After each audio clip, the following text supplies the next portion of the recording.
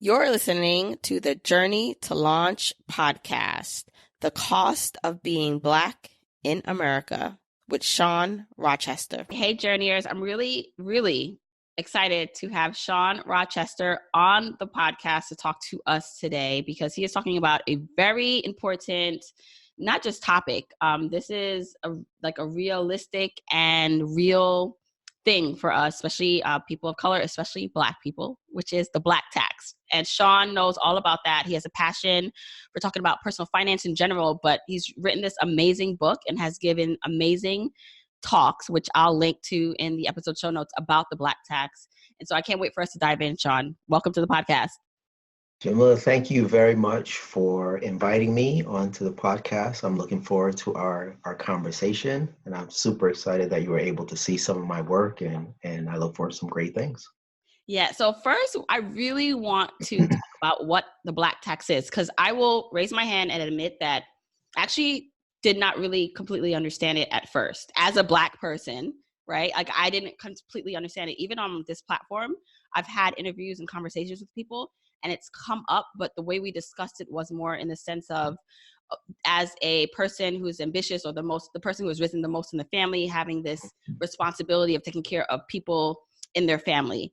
And I feel like that's a disservice to what actually the Black tax is, because the funny thing, or the thing that happened when I did talk about it in that way, I got a couple of responses from people who were not Black who said, hey, like that happens in like all cultures, like that happens to me too. Like I'm the only one in my family that has this degree or makes this much money, and I have the pressure of, taking care of people too. So it's not just a Black thing. And I think like when we don't know what it means and we use it in that way, it undermines like what it actually is. Because watching your presentation, like going through kind of your work, I realized like, wow, this is something that needs to be heard by everyone, not just Black people, about what actually this is and why it's real, and to talk more about it. So can we talk about first exactly what the Black tax is? Yeah, so the Black tax is the financial cost of discrimination against Black people that is driven by conscious and unconscious anti-Black bias, either from individuals or institutions or organizations, across the country. So it's the manifestation of anti-Black bias in ways that has a financial impact on us and our families and our community. And Now, yeah. the Black tax that people often talk about, which is what you just referred to, is a subset of that. And that has been exacerbated by this much larger Black tax, which has been happening here in this place where we live from 1619 up into the present. So while other people face that, what we are encountering is of a different kind and of a different order of magnitude in terms of impact. Yeah, and I just think it's so important to have that distinction and to talk about, and like you have data which we'll go through about it, like how it actually impacts the bottom line for Black people. Because I think when we use it in such a general way where other people can say, wait, that's not just you, like we have that too, it kind of diminishes the reality of it, because then people can write it off and say, well, that's just not, that happens to everyone. That's not just something that affects you. So I think this is so important to talk about what the Black tax is, which you generally explain, but like how it actually impacts us, like financially, and these unconscious and conscious biases, like what they actually are. So can we talk a little bit about like how it seeps into our everyday lives, into our pockets, and how it impacts us? Yeah, so there are a myriad of ways. So one of the challenging aspects of it is, so if you think about the job search, right? And a lot of people may be familiar with the research that was done at the University of Chicago back around 2002. And I recall when it came out because I was at Chicago booth, right, at the time. And they wanted to get a sense of discrimination in kind of in the job search market. So they sent out a number of over 5,000, I think, resumes to different companies and institutions across the country. And the resumes were the same, except some were stronger than others in terms of the quality of the institution that people went to school with, depth of experience, quality of the experience, so on and so forth. But what they did was they gave some of the resumes Black sounding names, and some of them white sounding names. So you would have like Emily for the ladies, and then Jamal for the men, right? And then Brandon, right? And Lakeisha. But everything on the resume is the same. So they sent it off, and the first thing that they noticed was that if you had a black sounding name, same exact resume, 50% less callbacks, right? So your ability to get that opportunity to come in and talk about your background and the fit and how you could be great for the institution, like you don't even get that shot, right? And that's just kind of based on the name. The other thing that they noticed was if you looked at the quality of the resume, so as the quality of the institution increased, the depth, length of experience, and so on and so forth, for the resumes that had a white sounding name, they saw a 30% increase in callbacks, which would make more sense, right? You perceive this person to be a stronger candidate. Let's talk to that person. I want to talk to them more so. But when it was a black sounding name, there was a zero increase, zero statistical difference. So as the strength of the candidate increased, the interest in talking to them about the job did not, right? Which is a particularly remarkable thing because the job allows you to provide income, right, for your family, and allows you to develop incremental skills and to deploy the skills that you already have. The other thing that was very interesting is that they noticed that the effects were the same regardless of the size of the company. So this existed in the large companies as well as the very small ones, right? It existed in the private sector as well as in the public sector, governments, and the like. It was pervasive across. And then the University of Arizona did a study, and or Arizona State University did a study, and what they found was like white candidates with a felony conviction got higher callbacks than black candidates with a college degree, no felony conviction. So what's happening here is they're measuring how biases are playing out in decisions that people are making, and there's a significant economic impact. Now, ordinarily, someone would say, well, we're being too sensitive, right? Like everything's not about race. And surely there was some other rationale. But what these researchers are doing is they're isolating for racialized impacts. They're taking all of that into consideration. Now, if you said, okay, all right, I get that. Maybe that's just regular folks, right? But we're not going to be the regular folks. We're going straight to the top, Right. So they did some research to look at what was happening in the legal field. And so they created a memo.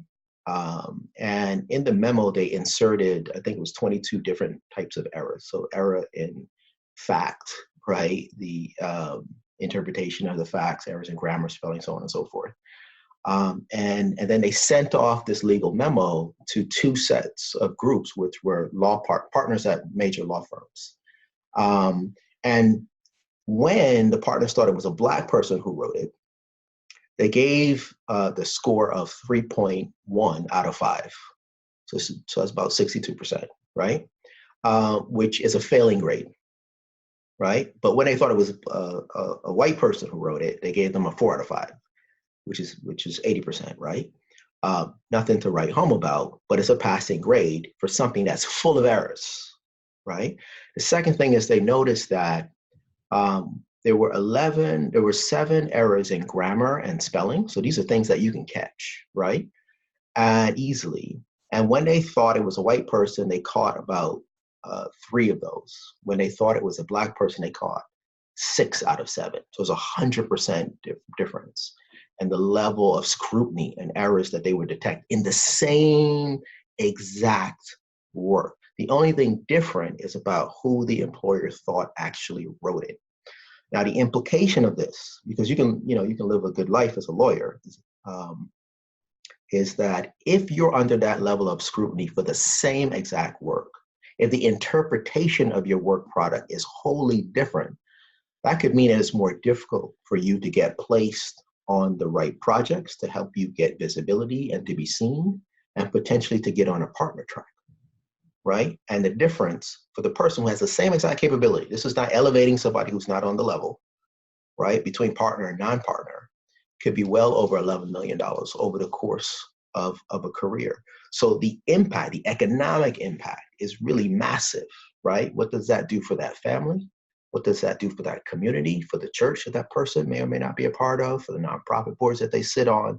It has a reverberating impact, right, across our communities. And it's very important that people understand that these bias levels are quite high and that there's an economic impact to it. It's just not how we feel about it, right? This is affecting legacy.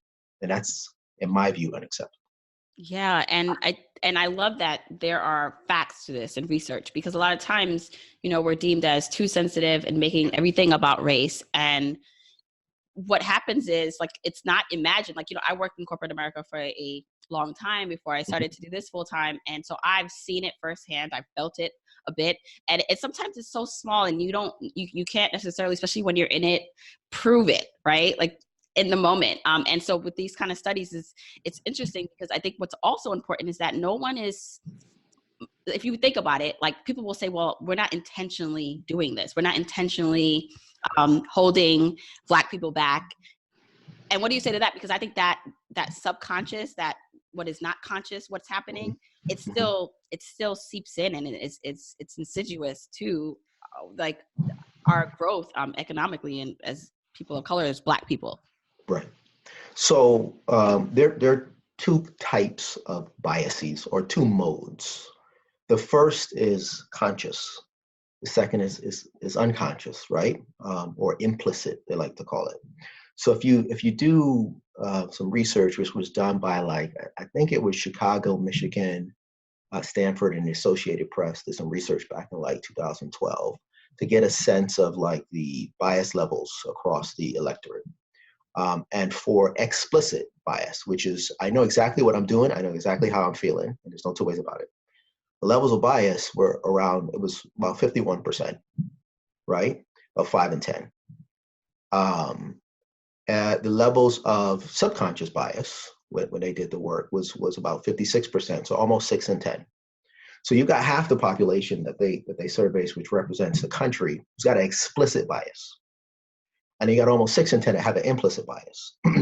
and if you look at the work that Harvard's done, because they have this online test that you may be familiar with, it's called, like, the implicit association test, right? The IAT. And many people have taken this test. Some of the last numbers I saw were that over 20 million people to date have taken various levels of IAT. So they started looking at racial subconscious bias, right?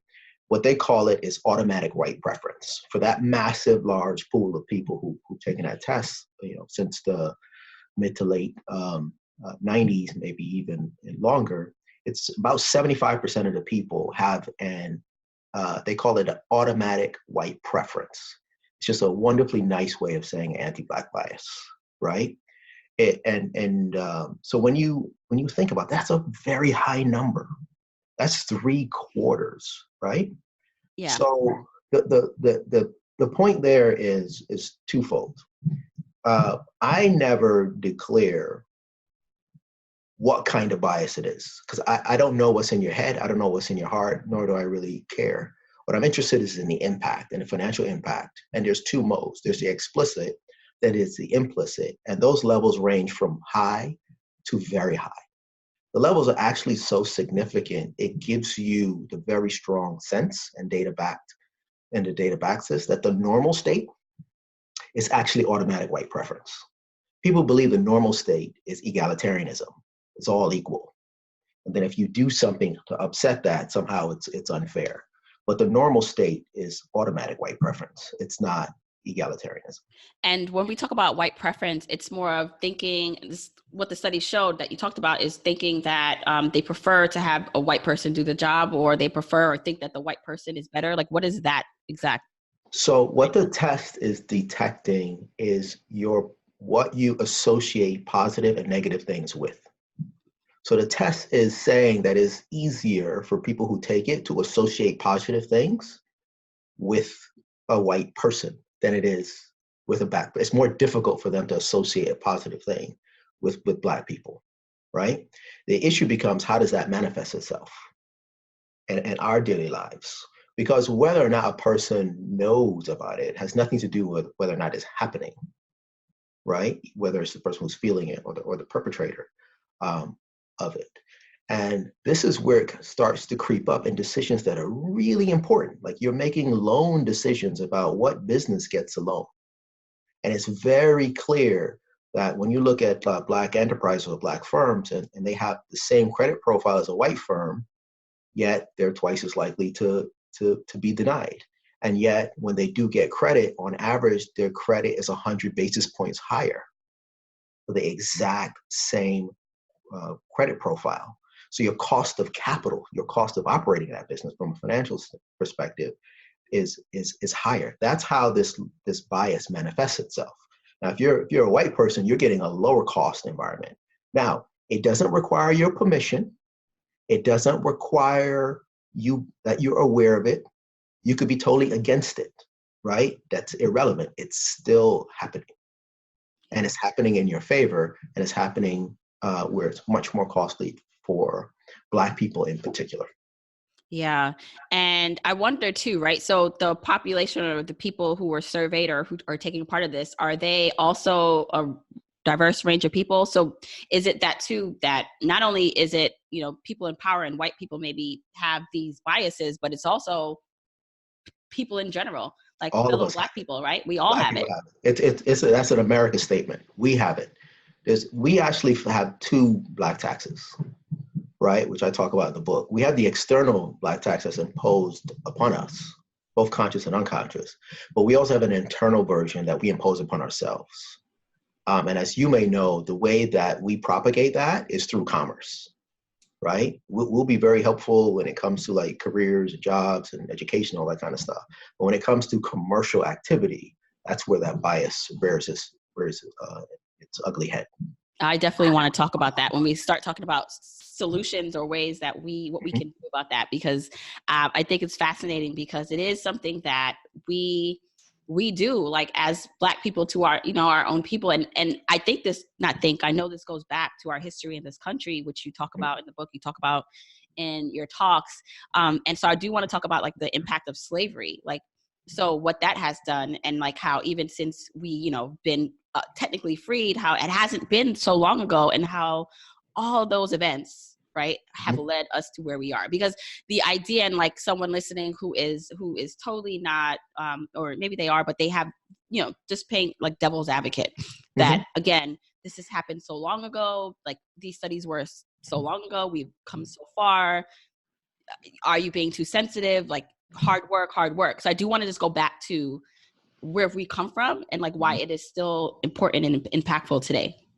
Right. So one of the things I try to do in the book, and certainly do in my talks, is answer like an important question, which is, why is it that after 400 years, over 45 million African Americans only own about 2% of US wealth? So we got to quantify what we mean by come so far. So from 0% to 2% is the farness that we're referring to, right? Normally people don't think about it kind of in that way. They're actually not aware that our ownership of wealth is so small to begin with. So that's one thing for us to think about and to examine. The other question becomes, when people say, listen, hey, this was such a long time ago, as you just said, I mean, like, there was plenty of time to do well. Like, you got to get over it. The implication when you say that is that the thing or the trauma was small, right? Relative to the time. And so I go back and I say, all right, well, let's kind of talk about that, because while there are a myriad of things that we could never measure about the horror of that period of chattel slavery, you can look at the economics behind the labor that was extracted from millions of people over a 250-year period, right? And those numbers range anywhere from like 24 trillion all the way up to 97 trillion, right? These are huge numbers. So even if you're assuming the truth is somewhere in the middle, you're at around $50 trillion, right? It's a gargantuan number. 50 trillion of our, what is that 50 trillion? Labor extracted from those people. That's the value. We're not paid. Absolutely, we're not paid. Right. Or what we could really say that they paid for. Because what people don't realize is that in a capitalist society, nothing is free. Someone is paying for it. They paid for it. They weren't paid. They are the ones who paid the price for it. The other thing that we can look at valuing is you could say, okay, if you looked at 1860, and you could say, well, how much were those people worth? Because they're the most liquid asset in the country. They are traded on open markets. There's a price if they're old or young, male, female, able-bodied, or lame, right? So what was that price? And it turns out that their value was so large that you either have to measure it in terms of total wealth of the country, which was between 16 to 20% of the total wealth of the country, or GDP, which is national income, which is 1 to 2 years of GDP. So if you start to put that in today's dollars, national wealth is about 85 trillion. So if you look at 16 to 20% of that, you're talking 14 to 17 trillion. If you take an average, you're at 15.5 trillion. If you look at it from an income perspective, a national income, GDP is 19 trillion a year. So their value is somewhere between 19 and 38 trillion, 1 to 2 years. If you take an average of that, you're at 28.5. So that's two different ways to value those people. And if you take an average of those, you're at 22 trillion, right? Like there's no two ways. Like if you go back to the 1831, I think it's John Adams. He's making an argument against why you shouldn't free slaves. And one of the arguments that he makes is the capital base associated with them is so large, right? He's saying it's $1.2 billion at that time. If you inflate that to today's dollars, you can approach, $50 trillion. I mean, we start to be some really, really, really big numbers, right? So the point there is, when you say it was a long time ago, you're implying that it was a small matter, right? If you or me, we lose like 25 cents, not a big deal relative to what we have. If we lose 24 million, really big deal, right? So, and that's the power of kind of putting some numbers behind it and saying, like, this is what was done. It didn't go to those folks. It was reinvested in infrastructure and systems, processes that they didn't benefit from in any way, shape, or form. And if you say, well, and they didn't leave bondage with economic resources. Yeah. Right? And as we all know, in a capitalist society, the worst position you can be in is to have no capital. You are not free unless you have capital, no matter how you try to convince yourself that that's the case, or we try to convince ourselves, right? And they left that position with no capital. It wasn't like when the Israelites left Egypt, they left rich, right? And they could build a new society. We left in a position, or descendants of Black people left in a position where it was just like, what you're going to do is you're going to work menial labor because that's what we need and that's what's necessary. Yeah. It's powerful, and just thinking about it, right? I don't know, it just gives me so much pause and I'm so thankful that you're able to communicate it in this way so clearly and with facts.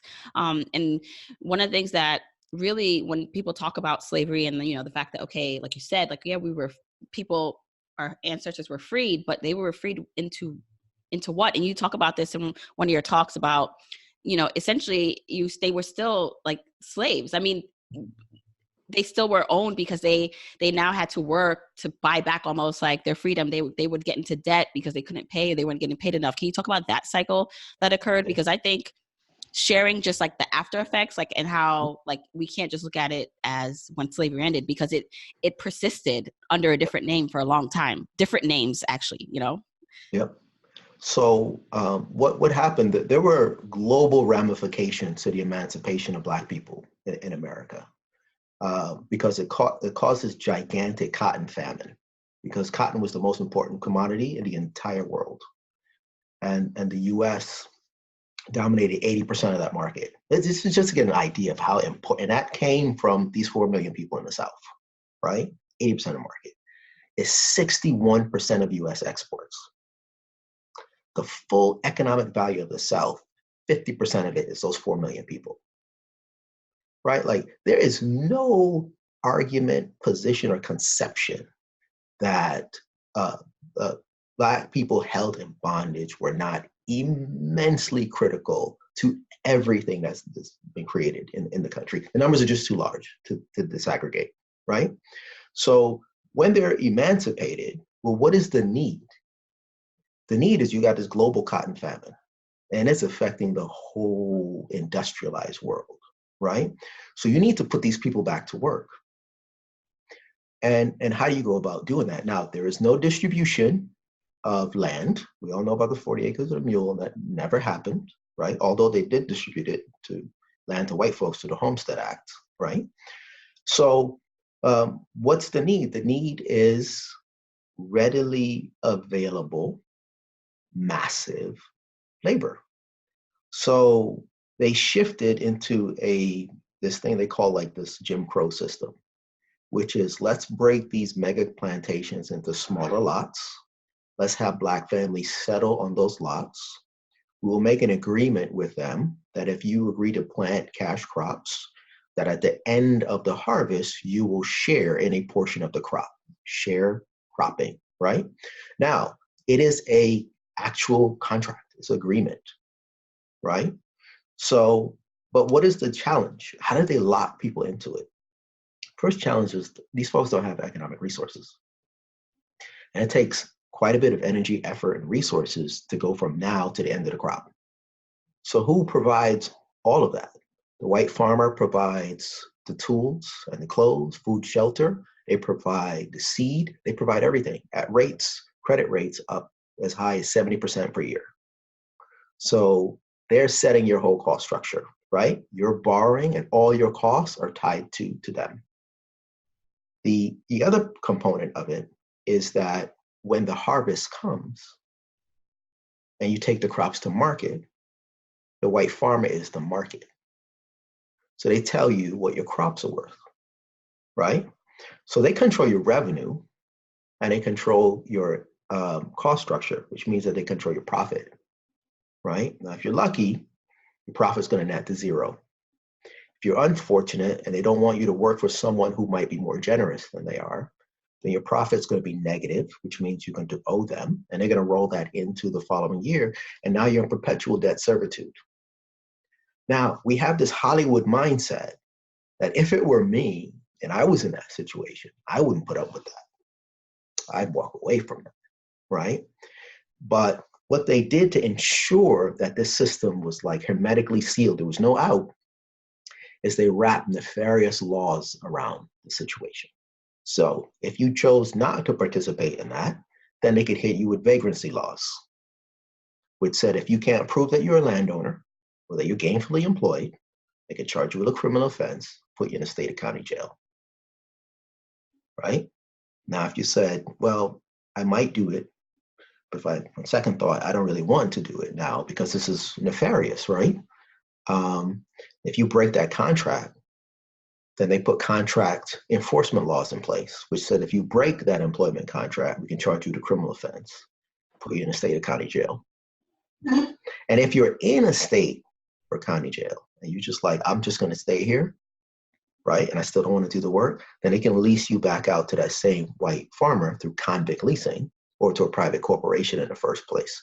They made sure that there was no possible out for you. And under the conditions of convict leasing, you have a 1 in 2 chance of death, right?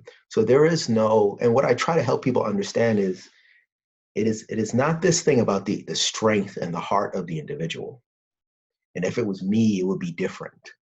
It was designed to have this outcome. It had been thought through on multiple levels, right? These people didn't have an out, and it wasn't a choice. And during this period of time, 4,000 Black people were killed by their fellow citizens via lynching, right? Public execution by their fellow citizens. This was serious business, right? Your life and your family's life was in your own hands. And it's not really taught in the curriculum. And it's not taught in our institutions, which is why people think it wasn't so bad, right? Or think there was somehow a choice in the matter. The consequences of going against these systems were an unimaginable level of brutality for all to see. It's a very sad and kind of traumatic thing to think through, but people need to understand it because there's an economic impact to it. How are people accumulating any wealth during that period of time? Right? Extremely difficult to do that. And it helps to inform why you have so many people in the situation that we're in today, because wealth is temporal, right? It increases over time if it's employed well. Yeah, it compounds. Yep.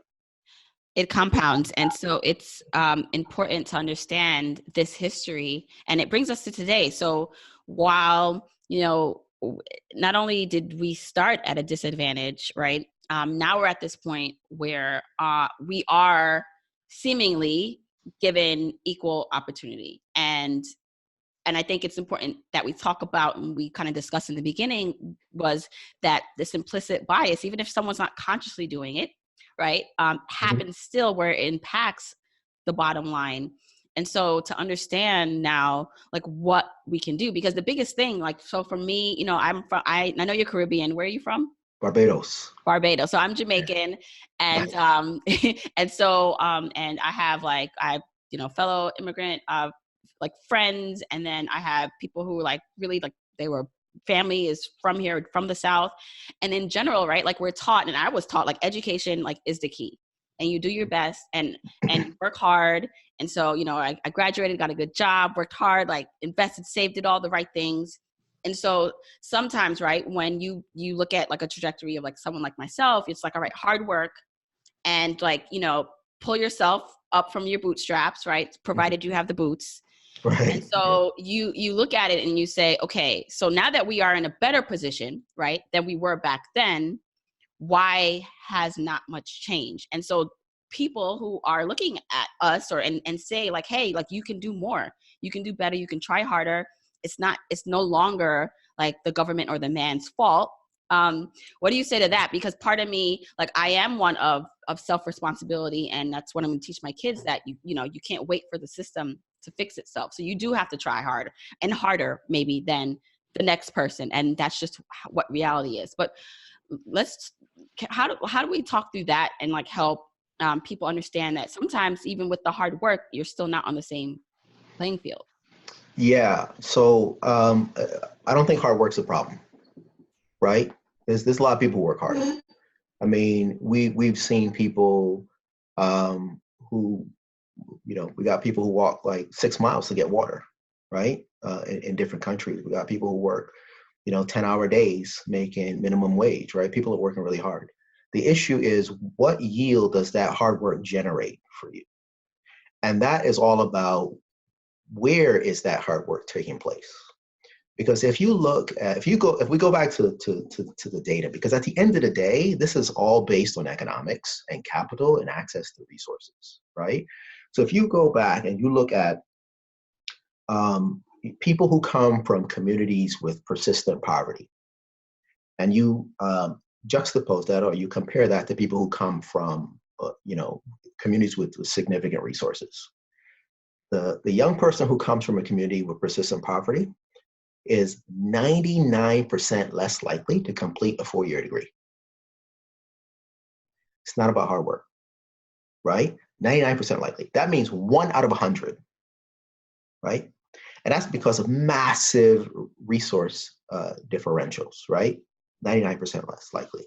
The second thing that we know is like academic achievement has very high correlation to economic resources. Almost every measure, they'll measure like, they'll say, what's the amount of segregation that's happening, right? And segregation is nothing more than wealth distribution between Black and white people, or white people and non-white people, right? They will be like, what's the level of poverty? Again, that's an economic measure. Or they would say, well, what's the median or average kind of family income? Again, it's an economic measure and a proxy for wealth. And higher those things are, the more well people tend to do. So the resources in your community and your family has much more to do with how well you're going to do than your hard work, because your hard work is magnified because of those economic resources. So the data is very clear about that. I try to help people understand, like, we gotta think at the end of the day, intelligence, capability, skill, all that stuff follows a normal distribution. It's Gaussian, which means across population, ethnicity, whatever, you got 15% significantly above average. I call them the ultra brilliant. We all like to think we're part of that group. You got 70% that are kind of in the middle, right? And then you got 15% that are dramatically lower. What wealth and access to resources does is to allow you to develop more of your existing capability. So the problem in this country and in others is that people mistake a monopoly on the resources that develop talent and skill for a monopoly on talent and skill. Right? It's a significant difference. And if we don't understand the role that the environment plays, we're going to keep blaming individuals for outcomes that environment actually creates. It's very, right? So that's kind of my thought on that. So what can we do about it, right? So now we have significant research that shows how these biases, conscious and unconscious, affect us to this day, right? So we have the statistics and we have the numbers about like how what we were not given and like the work and the kind of capital that we were as our history as slaves in this country, or Black people in this country, what that has done and how that we've lagged having wealth and the opportunity that we were not provided. So now we're at the point where, okay, we now see that there's still implicit and explicit bias. And I love the fact that we talk about the 2 Black taxes, like not only of others, but on ourselves that we do. Yep. But now what, right? So we come this far and we're still here. So what can we do? What are the solutions for people, for companies, for the environment, for the government? Like, what do we do about it? And can it be fixed? Yeah, so it can be fixed, right? So there's a couple things. The first I would say is part of the challenge is that we want silver bullets. What's the one thing that we can do to correct this stuff tomorrow? It doesn't happen. It's not going to happen because there was no one thing that was done to get us into the situation, right? It's a compendium of things that we kind of have to work on in parallel and in series. So that's just kind of overarching. The it that I'm trying to be specific about, because there's many it's that we can work on, are things that we have a gap in jobs, businesses, and capital. And it's the gap in those things that are driving almost all the socioeconomic issues that we're seeing. So I advocate for this economic framework that I call PhD, which is purchase, hire, and deposit in ways that create jobs, create and expand businesses, and provide capital in our community. So the P is about what, as individuals or families, what we purchase, right? For corporations, governments, institutions, that's about their supply chain. So we can have a stimulative impact on businesses by procuring their products and services. Now, we're all familiar with this $1.2 trillion of consumer spend that we do. It is bantered about. The number's probably higher now, but about 2% of that actually goes to Black enterprise. 98% of it doesn't. So we're really, despite the rhetoric, we're really not spending our economic resources on our businesses. So one of the first things to do is to start to shift our demand to our own businesses. And it's simple stuff, as if we're in a position to buy a home, if we're so blessed and so well capitalized, and we start to go down that path and do those things, do we use a Black realtor? Do we use a Black broker, right? When it comes to like insurance. If we have to fix up the house, do we use a Black contractor, electrician, plumber, carpenter, so on and so forth, right? Those are things that we have control over. Those are things that are high dollar spend items that can have massive impacts on those service providers, right? In terms of the supply chain spend, if you look at corporations and governments, less than 2% of their spend goes to Black firms, not minority firms, Black firms, right? So when you look at government supply chain spend, that number I think is probably approaching $600 billion. It's massive, right? And then when you start talking about corporate supply chain spend, it's massive. The issue is, if you want to show solidarity or to help the economic advancement of Black folks, I'm saying do it through economics, right? Do it through procuring your services from Black firms. You can have a massive stimulus. You could create 15,000 jobs when you do that. Who are you buying your products and services from? The other. So can I interject, because I think that's really key. And so when you first started talking, I'm envisioning as a Black person, like trying to give money or to buy from and to put more money into the pockets of fellow Black, like business owners and service providers. But it also would require like non-Black people to do that, right? So this is like, we're not, and it's same with the companies, right? We're talking about everyone wanting to do that. And I guess the thing 100%. is, what's the motivation? Like because we want to do better. And like, so my motivation would be because I want to see like the economics of Black people and my future family change in this country. But what is the motivation for someone who's non-Black to do that? Because, I think that's kind of where the disconnect comes, where even if we did do that, like I'm wondering how far that would get us. I'm not saying we shouldn't, but we should still do it if we're the only ones even that do that. But how does someone who's not Black listening to this say to themselves, why should they get involved in this manner? So, yes. So I agree. And this PhD model is for everybody, right? Yeah. It's for everyone. It's for individuals. It's for Black. By the way, there's Black firms that don't do business with other Black firms, right? So it's for everybody. There's no one is kind of beyond this kind of concept. Let's just talk about that $1.2 trillion. That is responsible for about 22 plus million jobs in the U.S. economy, almost none of which are in our own community. So this is a massive portion, right? So we can have a lot of impact by small moves. The second thing is like right now, we have to put ourselves in the mindset of others, which is their position is you did this stuff to yourself based on the decisions that you made or didn't make.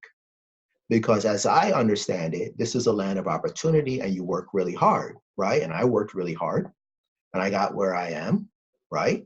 And you're not, so perhaps you should just work harder. And by the way, if I feel that the problem's with the individual and not the environment, I got my own problems. Why should I got to help you, right? Like life ain't sweet for me type of thing. But that is because you associate the issues with the individual. And what I'm trying to help people understand through what I lay out in the book and the talks and the conversations is, no, it's the environment that plays that role, right? It is not the people. The people are a product of the environments that they did not create.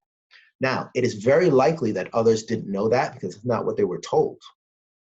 It's not what they learned in school, and that's not what they hear in their social circles, but you hear it now. So you can disaggregate the associating kind of the blame for the situation from the individual to understanding the environment. And then I'm saying, if you want to play a role, if you want to help, this is the way you do it, right? Is you do it through economics. Like, let me give you an example. So remember maybe like 4.5 years ago or something, there was this march up and down, was it 6th Avenue? After all there was a slate of police shootings, right? Yeah. And it was like, the numbers I heard was like 25,000+ people and, arm in arm. And it was a great moment of solidarity, right? It was a beautiful thing. That's terrific.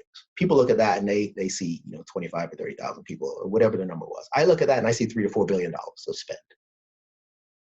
That's what I see. And if you want to show solidarity and you want to have an impact, particularly on these socioeconomic things, the way you do it is by influencing the supply spend that you have control over. You can buy cars from Black dealers. You can use Black realtors too. You can use Black wealth managers and accountants and attorneys and all of these different wonderful high quality services that we have here, which will never be outsourced, by the way. You know what I mean? And you can do it today. And most people have never even thought about it. And I just want to introduce that to them because you help them and that helps their family and that helps their communities because we're very interconnected, right? You know what I mean? As a people. Now, that's just what you can do as a household or an individual, but you might you might have some decision-making ability in corporations. You might sit on some boards. You might be working with some nonprofits. There's a lot of economic opportunities that our businesses could be pulled into if people see, like, here's how I can help. Because we got a massive gap in jobs, right? Businesses and capital. Providing liquidity to our businesses is imperative. You want to help? Do that. We've got 110,000 Black businesses. They need about up to $9 billion of liquidity, right? Access to capital. And the vast majority of them said that they would hire people if they had those resources. And they employ 1 million people. Like, let's think about that and not just all of the other kind of visual stimulus that we get in. If you're not creating jobs, businesses, and providing capital, to me, it's a shiny object. And we have had enough of shiny objects. Yeah. And so before you were going to talk about hiring as in part of the PhD model. Right. And that's just to what extent are we properly represented on the payrolls of various companies, governments, and institutions, right? So, and I think we got to deal with the underlying issues, because the underlying issues are people think we're at fault. People think that we are less capable. This could be conscious and unconscious. And when people believe that it likely means that they're willing to deal with you in small doses, right? So if there's 1 or 2 of you present, I can kind of deal with that. If there's a significant number present, it feels like something is wrong. Some better qualified people now are not here that should have been here, right? And that whole narrative is incorrect, but it's pervasive. So you're going to have a constant level of resistance to it. And we have to deal with those fundamental issues so people can see that it's not a burden, right? There's the brilliance of the population that you don't have access to. There's a reason why they say you get better returns when you kind of have diverse presence of people on your payroll. And it's not because of the magic of diversity. It's because you're tapping into the brilliance of a population that you were excluding previously. It's not rocket science, but it is rocket science if you don't believe that. Yeah. Right. So, and then the D is about deposits, right? So, I'm an advocate for putting deposits in Black financial institutions. You have to have financial institutions that provide liquidity, right, to you. It's necessary for any society, country, so on and so forth. About $4 out of every $10,000 in the U.S. banking system is in a Black bank, right? We just do not have enough, deposits, right, in our banks to be able to lend to the population. And the challenge with the financial industry is that there has been and still remains significant discriminatory practices, right? So the cost of capital is much higher and the availability of capital is much lower, right? And other groups have more money in their banking system, so they can somewhat protect themselves from a portion of the discrimination that they will feel and face. Yeah. And I love that you went through the PhD like as a solution and what we can do. And one of the things that struck me is that when you stress that we should be specific when we talk about helping Black people, because I think there has been a big push on helping minorities and people of color. And when we talk in that general sense, there are programs a lot of programs that are directed to like non-white people to help them, right? Yeah. I remember when I was in college, I was a part of the Inroads program. Mm-hmm. For minority students to help them get into Fortune 500 companies as interns. And it was great. I remember the first year I got in, it was like I think maybe like 50% were like Black people, and then maybe the other 50% were other like people of color. And as I grew and I graduated and I started working full time, we would see now the pool of Inroads interns, mm-hmm. and like hardly any of them like were Black. Yep. It's fine, right? Like there's still talented people of color that were getting chances, which was amazing. And there were, other non-Black people who were given those opportunities for whatever reason. And one of the things to point out is that when we're not specific, when we kind of stay general with who we're helping, which again, we're not saying that women and other people of color don't also need the assistance, but it's just like when we do that, we still are not really impacting the Black people the way we want to, the way we say we want to when we're so general. Yeah. So we have to be specific. So let me give you an example so to crystallize it, and then we'll talk a little more. So if you look at, the supply chain spend that I mentioned, if you looked at, okay, how much is spent with Black businesses, Asian businesses, Latino businesses, and women businesses, which is primarily, by the way, white women, right? About 90% of all that economic revenue is driven by white women. If you aggregate that entire group together, only 4% of it is to Black businesses. That will be the diverse, minority, inclusive group. That's non-white male, right? 4%. Now, we can talk about what people's intentions are, and I do believe people have good intentions, right? But what I'm saying is your intentions and the outcomes are not aligned, right? So when you are not specific, these are the outcomes that you wind up with. 96% go to non-Black people, right? Now, why do you have to be specific, and why do you have this diversion of how resources are really allocated? The challenge is people don't realize that anti-group bias is not the same. The levels of intensity are actually different for different groups. There was a study that was done a few years ago to look at why Asian populations have done so well, right? They have an extraordinary appreciation for education and a drive and all the kind. And it's a part of the family and organization, all that kind of different stuff. And they looked at that, and what they found was that's not the real driver. The real driver is the level of discrimination against them has been falling over time. And in America, your ability to accumulate wealth is proportional to the level of bias that you face.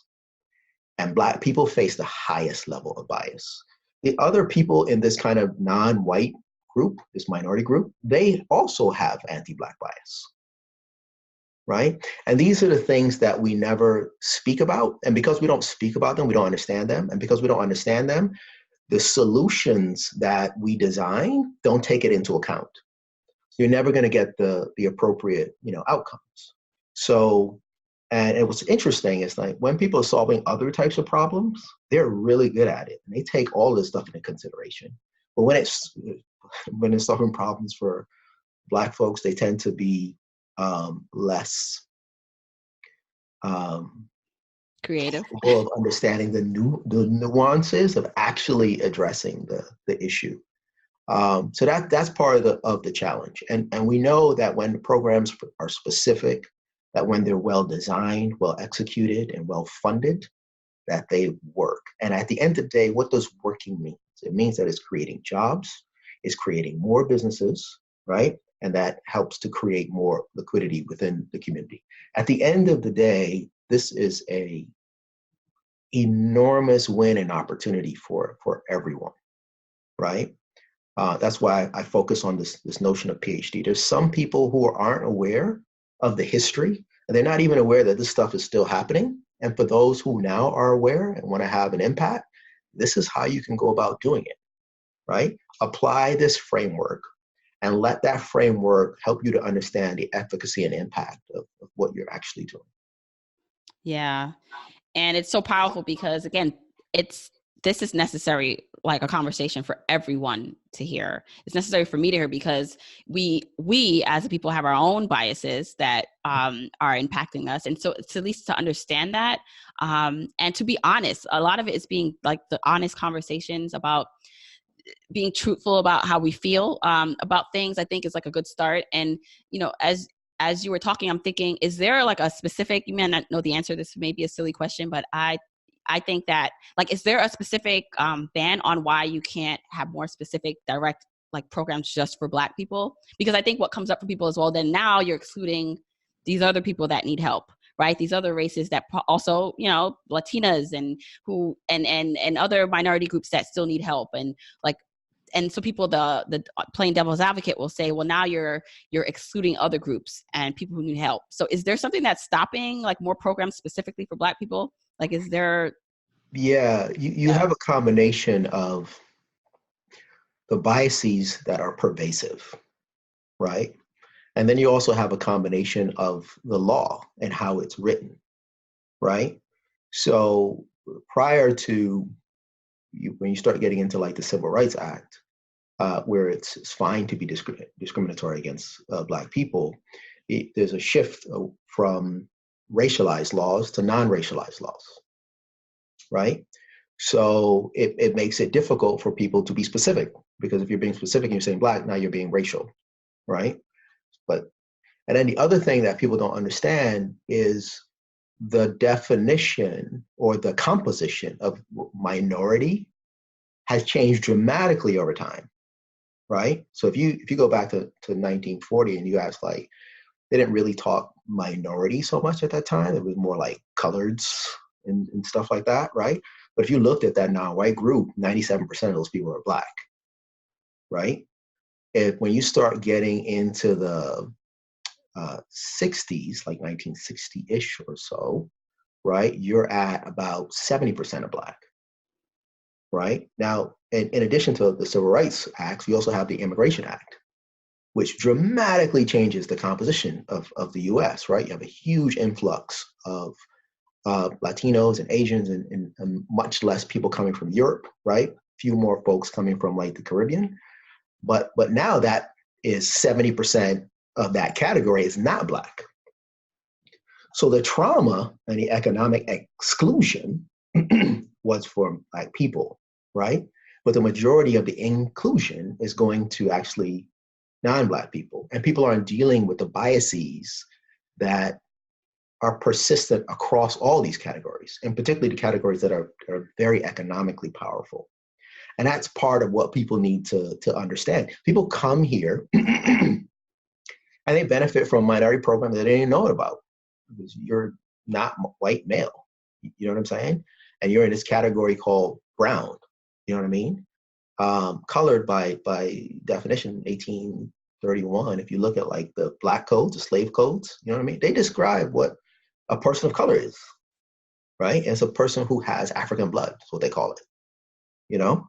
So that exclusion was for them. But if you come to the country and you're like, wow, I can do contracts with this stuff. There's something to help me, and that's great. But the problem is, you know, how are Black people been benefiting from that?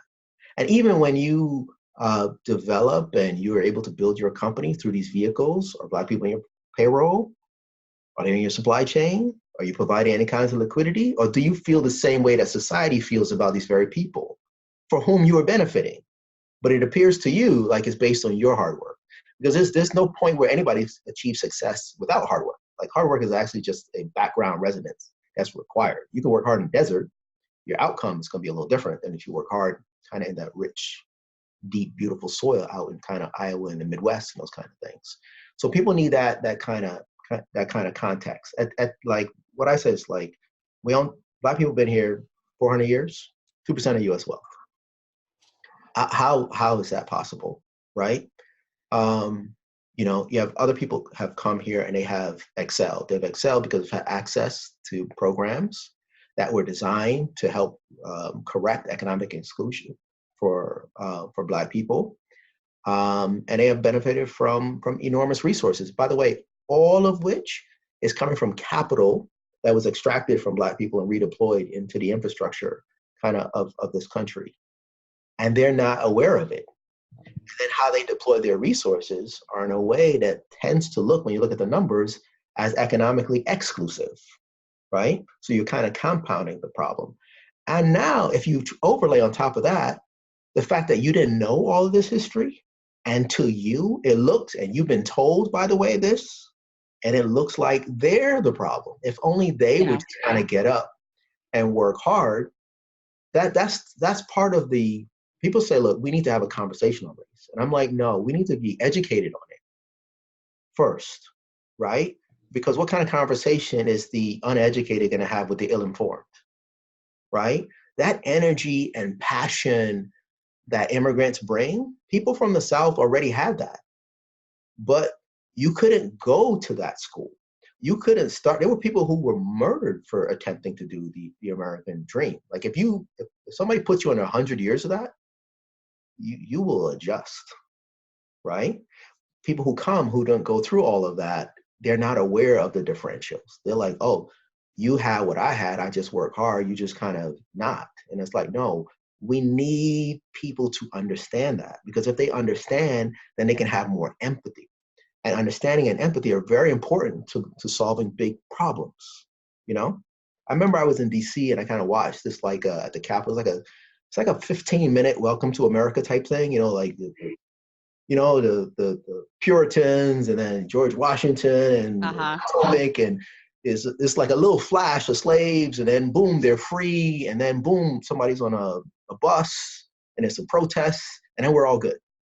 There's so little information as to what actually transpired that it hinders people from, I think, acting in the good and positive ways that they would want to act if they had access to other information. Yeah, I mean, this information, oh, there's some background. There's like a echo. Let's see. Okay, it stopped. All right, Emily, just take out that part. All right.